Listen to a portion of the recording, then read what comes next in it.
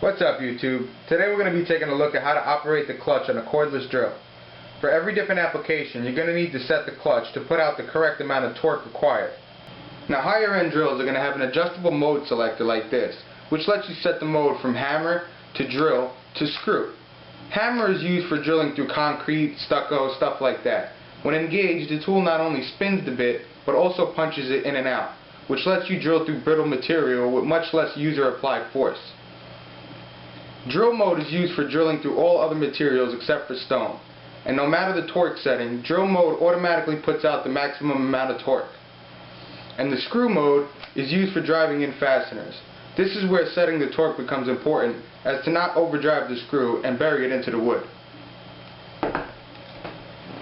If your drill doesn't have a mode selector, then the highest torque setting is usually marked with a picture of a drill bit.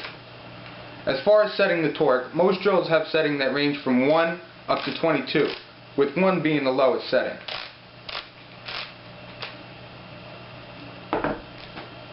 Now, the lower the setting, the less amount of resistance against the bit it's going to take to trip this clutch and stop the tool.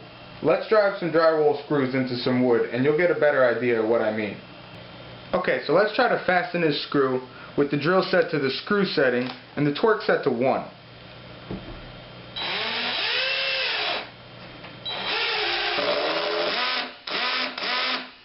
As you can see, the clutch engages and the drill stops turning the bit because there is too much resistance for the current setting. Torque settings 1 through 5 are going to be for very short screws going into wood about 1/4 inch or less. Let's try number 8.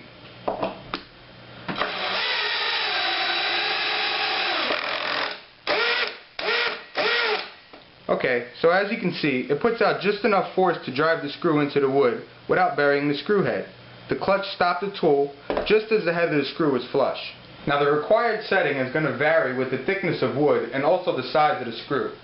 6 to 15 is usually the range you want to be in for larger screws into wood. Let's try 18.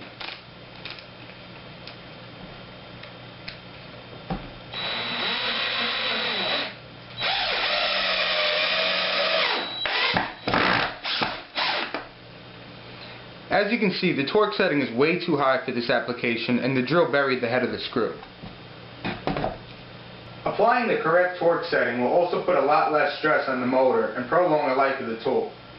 Well, operating the clutch on a cordless drill is as simple as that.